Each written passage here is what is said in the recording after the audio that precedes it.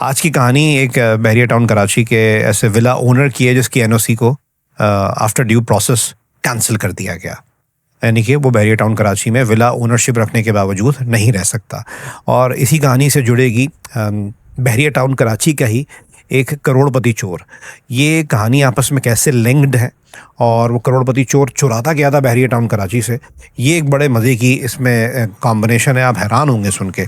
अच्छा, मैं एडवांस पेशगी माज़रत चाहूँगा कि मेरा कोई जुमला, मेरी कोई बात, मेरा कोई लफ्ज़ अगर आप पे आपकी तबीयत पे गिरा गुजरे तो मैं उसकी पेशगी माज़रत चाहता हूँ। मेरा मकसद यही है कि आपके आप तक खबर पहुँचे, खबर के ज़रिए पैगाम पहुँचे और उसके ज़रिए अवेयरनेस में इजाफा हो, अवेयरनेस लोगों में आए। आज से को 5 साढ़े 5 साल पहले की ये बात है। अच्छा, बहरिया टाउन कराची की एक वीकली मीटिंग होती है जिसके अंदर जिसकी वजह से ही मैं तो कहता हूँ हम जैसे कराचीआइट कराची में पूरे कराची को छोड़ के बहरिया टाउन कराची में रहने को प्रेफर करते हैं। क्यों? कि उसमें चेक एंड बैलेंस इतना सख्त है, उस मीटिंग में उसको मज़ीद देखा जाता है। और जो अपर मैनेजमेंट है वो बाकी जो डिफरेंट यूनिट्स हैं बहरिया टाउन के, उसके अफराद को बुलाकर उनसे पूछगछ करती है और कहीं सरजनिश होती है तो सरजनिश भी की जाती है। तो उस वक्त सिक्योरिटी टीम पर कुछ बुराई आई हुई थी और उनके जो बड़े थे उनको बार बार प्रेसेंट 23 में होने वाली कुछ चोरियों का जिक्र करके उनकी सरजनिश हो रही थी, बहुत शर्मिंदगी उठानी पड़ती थी और ये चंद हफ्तों से ये चीज़ जारी थी। अच्छा, प्रेसेंट 23 जुनूबी हिस्सा है बहरिया टाउन कराची का, बहुत बड़ा है बहरिया टाउन, पूरा एक शहर है। उसका जुनूबी हिस्सा उस सदर्न पार्ट में, यानी कि एयर वाई लगूना भी, शायद मैं आपको सिर्फ निशानदेही कर रहा हूँ कि वो भी उस तरफ ही है। तो प्रेसेंट 23 बिल्कुल वहाँ पे बाउंड्री वॉल लगती है बहरिया टाउन की। अब वहाँ से चोरी क्या हो रहा था? वहाँ से चोरी हो रहा था जी कटर के ढक्कन, रोज़ाना 1-2 ढक्कन चोरी हो रहे थे। उसको अब टैकल करना था। बहरिया टाउन कराची की टीम जो सिक्योरिटी के मामला देख रही थी, उसके जो उसको हेड कर रहे थे उस चीज़ों को, उनके लिए अब ये चैलेंजिंग काम हो गया था। अब वहाँ पर कोई परमानेंट पेट्रोलिंग को बहुत ज़्यादा नहीं थी, क्योंकि मैं आपको बताऊँ वहाँ पे आज भी मेरे ख्याल से यूनिट नहीं है, सिर्फ प्लॉटिंग है और बिल्कुल दूर दराज एरिया है। तो इस वजह से परमानेंट पेट्रोलिंग की इतनी ज़रूरत नहीं थी। परमानेंट चौकी भी कोई नहीं थी कि वहाँ पे सिक्योरिटी स्टाफ मुसलसल कुछ गार्ड्स वगैरह बैठे रहें। तो वहाँ पर ये चीज़ें शायद इस वजह से हो रही थी, कैमरा भी कोई नहीं लगा हुआ था। तो फिर एक पूरा मैकेनिज्म बनाया गया कि भाई पता तो लगे कि ये काम कर कौन रहा है, क्योंकि बहरिया टाउन कराची को ऐसी जगह तो है नहीं कि चरसी मवाली घूम रहे हैं जो ये काम करते हो। और फिर वहाँ पे पूरा एक मैकेनिज्म बनाया कि अंडरस्टैंडिंग के लिए बता रहा हूँ कि एक वायरलेस कैमरा फिक्स कर दिया गया कि एटलीस्ट पता लगे। सिक्योरिटी के जो बड़े थे उन्होंने काम करवाया। अच्छा, वो बड़ी तनदही से अपना काम करते हैं स्टिल, जारी बात है वो लोग, जब हम लोग रह पाते हैं सुकून से। और थैंक्स टू अली रियाज, मलिक रियाज और बहरिया टाउन की पूरी टीम का कि हम लोग कराची में तो हम लोग मायूस हो चुके थे, बहरिया टाउन कराची में आके सुकून का सांस लेते हैं। अच्छा, हुआ क्या कि आधी रात या पता नहीं सुबह होने वाली थी कि बहरिया टाउन के जो सिक्योरिटी के जो उस वक्त चीफ थे या बड़े थे जो भी थे, उनको फ़ोन गया कि सर बंदा पकड़ा गया, कैमरे में आ गया। वो जी फ़ौरन पेश करके फ़ौरन पहुँचे ऑफिस। उनको दिखाया गया तो वो भी बड़ा हैरान हुए और आप भी शायद हैरान होंगे कि फुटेज क्या थी कि जो ढक्कन चोरी कर रहा था, गाड़ी आगे रुकी, सिविक, 1-1.5 करोड़ की गाड़ी होगी, उसके अंदर से कोई बड़ा वेल ड्रेस आदमी जो देख रहा था कि यार कोई पैसे वाला इंसान है, उसके हाथ में एक औजार था। उसने उससे गटर का ढक्कन खोला, उसको लूज़ किया, जो भी इसकी वो साइड्स थी, उसको गटर को ढक्कन को उठा के, बड़ा भारी ढक्कन था, उसको डिग्गी में डाला, डिग्गी बंद की, कपड़े वपड़े झाड़े, तो देखा गाड़ी में बैठ के निकल गया। अच्छा, उसकी गाड़ी का नंबर देखा गया तो बहरिया टाउन के रिकॉर्ड में विला ओनर के नाम से वो गाड़ी रजिस्टर्ड थी। अच्छा, वो किस प्रेसिडेंट का विला है मैं उधर उस तरफ नहीं जाना चाहता, क्योंकि मेरी कहानी का मकसद अवेयरनेस देना है, किसी की बदनामी करना नहीं है। अगर कोई बात कोई फील करता है मैं उस पर माफ़ी चाहता हूँ, क्योंकि मेरा सिर्फ एक ही मकसद है, खबर देना और ख़बर के ज़रिए अवेयरनेस फैलाना। अच्छा, उन साहब को फ़ौरन ट्रेस किया गया और उनको सिक्योरिटी ऑफिस बुलवा लिया गया। जो सिक्योरिटी के जो बड़े थे, जो पूरी इस चीज़ को देख रहे थे, जिनको बेचारों को हर वीकली मीटिंग में सुननी पड़ रही थी इस बारे में, उन साहब को बुलवाया गया। तो वो साहब थे अपने लेट 50s में, वही बड़े वेल ड्रेस आदमी, वही अपनी आलीशान गाड़ी में वो आए और उनको फिर बिठाया गया। और उन साहब जो सिक्योरिटी वाले साहब थे वो उनके साथ बैठे, उनसे पूछा कि सर जी आप ये कर क्या रहे हैं, मतलब ये क्या बदतमीज़ी है इस सोसाइटी में, आप ये अब गटर के ढक्कन चोरी कर रहे हैं। तो उन साहब का जवाब बड़ा मज़े का था। वो कहते हैं बेटा, कतरा कतरा तो समंदर बनता है, यानी कि गटर के ढक्कन को कतरा कतरा जोड़कर कोई समंदर बनाना चाह रहे थे, या उन्होंने शायद समंदर जो माल का बनाया था वैसे ही बनाया था, मुझे नहीं पता। अच्छा, उन साहब की मैं वर्थ का आपको अंदाज़ा दूँ, वो साहब अब 1-1.5 करोड़ की गाड़ी में आए थे। उनका जो विला था 3-4 करोड़ का तो होगा, इस वक्त तो शायद और महंगा हो। और उनके अपने बिजनेसेस भी थे। इतनी देर में उनके बेटे भी आ गए, जो होंगे जवान बेटे थे, उनके बड़े उम्र के बेटे थे, वो भी शर्मिंदा। उनको मालूम था कि उनके अब्बा या कभी ये काम करते होंगे या उनको पता था कि ये काम करते हैं। तो ये बड़ी सस्पिशियस सी बात थी, वो कहते हैं ना कोई ये मिस्टीरियस सी चीज़ थी। तो ऊपर से वो कह रहे हैं जी खतरा खतरा समंदर बनता है। वहाँ थोड़ी बदमज़गी हुई।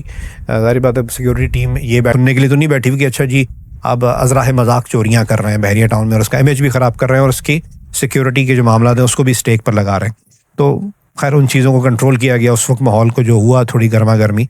और फिर इससे मैं कनेक्ट करता हूँ कि वो कौन शख्सियत थी जिसका बहरिया टाउन में विला ओन करने के बावजूद उसकी एनओसी कैंसिल की गई। तो वो यही साहब थे, क्योंकि फिर अपर मैनेजमेंट में जब बताया गया कि सर ऐसे ऐसे बंदा पकड़ा गया, ये बंदा है और इसने ये कबूल किया और उस पर इसकी ये ढिठाई है। तो उनके जो विला के पास भी कुछ उस दौर में शिकायतें आई थी। तो फिर सिक्योरिटी टीम या सिक्योरिटी के जो हेड थे उनका दिमाग गया कि भाई इसका मतलब ये काम भी ये कतरा कतरा हर जगह से जमा करता फिर रहा है, तो शायद वहाँ से भी कुछ कतरे जमा किए हों। और इसके कतरे जमा करना बहरिया टाउन के रिहायशियों के लिए कितना खतरनाक हो सकता है।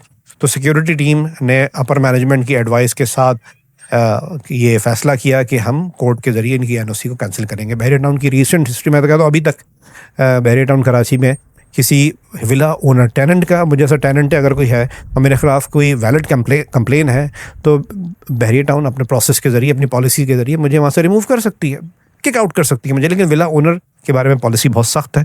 शायद बहरिया टाउन की हिस्ट्री में पहला केस था ये कि उस विला ओनर के ख़िलाफ़ अदालत आलिया यानी कि सिंध हाई कोर्ट से रुजू किया गया और पटिशन ये की गई कि भाई आप इनको ये रहे यहाँ, ये सिक्योरिटी के मसाइल हैं इनकी वजह से ये यहाँ से बाहर जाएंगे। हाँ विला ये अपना इनकी ओनरशिप रहेगी और ये चाहे तो विला बेच दें, किराए पे दे दें, ये इनकी चॉइस है। और 6 महीने के पूरी कानूनी जंग लड़ी बहरिया ने और उसके बाद उनको वहाँ से बेदखल किया गया। इनका जो केस लड़ा वो बहरिया टाउन की एक जानी मानी शख्सियत, एक जाने माने वकील हैं। आप मेरी जो बहरिया टाउन में लोग रहते हैं वो जानते ही होंगे। मेरे बारे में, मेरे करियर के बारे में आप उसका कंट्रोवर्सीज़ जोड़ दें, मैं क्या करता फिरूँगा। उनकी ज़ात की कंट्रोवर्सीज़ को लेके मेरा उससे कोई लेना देना नहीं है, वो मेरे लिए बहुत काबिल एहतराम है।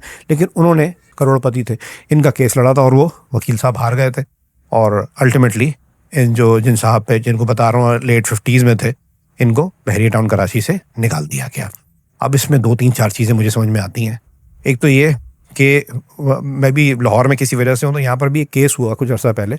एक अधेड़ उम्र शख्स अपना घर छोड़ के, मतलब खाते पीते तो नहीं, सही घराना था, वो अपना घर छोड़ के हर 2-4-5 दिन बाद निकल जाते थे। उनको जहनी मरज़ का कोई शिकार थे वो, और वो जहाँ से भी मिलते थे वो सड़क पर भीख मांग रहे होते थे। तो केस बड़ा अजीब था कि यार खाते पीते लोग हैं, ये कहीं से भी मिलते हैं, कोई भीख मंगवा नहीं रहा, खुद ही भीख मांग रहे होते हैं और जब हर 2-4 दिन बाद घर से भाग जाते हैं। एज हो गई थी उनकी, तो पता ही लगा कि वो किसी ज़माने में भिखारी थे। अल्लाह ताला ने उनको नवाजा, फिर फैमिली बन गई, पूरी ज़िंदगी गुजार दी। लेकिन अब वो ओल्ड एज में आके उनको कोई न्यूरोलॉजिकल प्रॉब्लम थे, साइकोलॉजिकल प्रॉब्लम थे, तो वो माजी में चली गई थी उनकी मेमोरी, और वो भीख मांगना शुरू कर देते थे, जो पुराना काम था।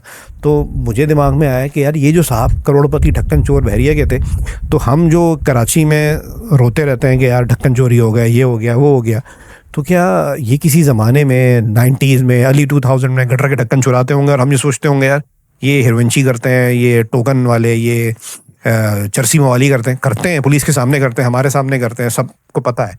लेकिन ये भी एक ब्लैंक स्पॉट्स हैं, ब्लैंक पॉकेट्स हैं जिन पर हमारी नज़र नहीं जाती है कि करोड़पति बड़ी गाड़ी में आके गटर का ढक्कन चुरा के ले गया और वो आके सिक्योरिटी के हेड के सामने या जिसके भी सामने खड़ो के बोल रहा कि जी ये मेरी हरकत यूँ थी कि मैं कतरा कतरा समंदर बना रहा हूँ। तो क्या उसने जो, अब ये देखें ना, उसकी वर्थ बता रहा हूँ मैं आपको, 10-12 करोड़ 20 करोड़ का आदमी था, बिजनेसेस और विला और सब चीज़ें मिला के। तो क्या उसने इसी तरीके से कराची को नोच के उसने कतरा कतरा करके 10-20 करोड़ रुपए जमा किए? मैं उसको क्लेम नहीं कर रहा, मैं एक बात कर रहा हूँ उसकी मेंटालिटी को देख के। फिर उसका साइकोलॉजिकल प्रॉब्लम रिपीट हो गया, वो दोबारा बहरिया में आने के बावजूद वो गटर के ढक्कन चुरा रहा है।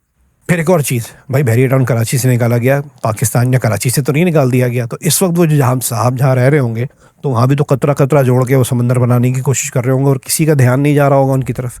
लेकिन लोग परेशान होंगे, हो सकता है किसी की गाड़ी की बैटरियाँ निकाल रहे हों, उनको कोई साइकोलॉजिकल प्रॉब्लम है।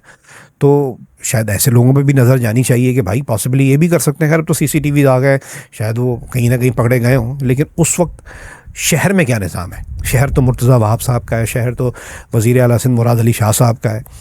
तो बहरिया टाउन कराची की मैनेजमेंट ने, सिक्योरिटी टीम ने इतना पेन लिया, इतनी कानूनी जंग लड़ी, और एक केस कहने को जी क्या था, गटर का ढक्कन चोर था, चलो जी सही है सर, नो सॉरी मत, आप विला ओनर है सर, हमारे कस्टमर है, हमारे क्लाइंट हैं एक तरीके से, आप रहिए सर, पी जाते इस केस को, लेकिन नहीं, उन्होंने एक पेन लिया, एक एग्जाम्पल क्रिएट की और किसी की हिम्मत नहीं हुई इसके बाद। तो ये मुर्तज़ा वहाब साहब या उनकी टीम क्या शहर के अनगिनत जो कराची के मामला हैं, जिसकी वजह से हम जैसे कराची हेड तंग आके इतनी दूर सोसाइटीज़ में रह रहे हैं, तो उनसे रिक्वेस्ट है यार, थोड़ा सा पेन लें, इस पूरी कहानी को एक पैगाम समझें कि यार आप अगर एक प्रोसेस बनाते हैं तो ये छोटी छोटी चीज़ों की सज़ाएं और उसकी मॉनिटरिंग इतनी तेज़ करते हैं और उसमें खुद आप इन्वॉल्व हों तो मामला बेहतर हो सकते हैं। मेरे लिए तो इसमें ये सबक थे। आप इसको किस तरीके से देखते हैं, मेरी रहनुमाई कमेंट सेक्शन में ज़रूर कीजिएगा। बहुत बहुत शुक्रिया, बड़ी मेहरबानी।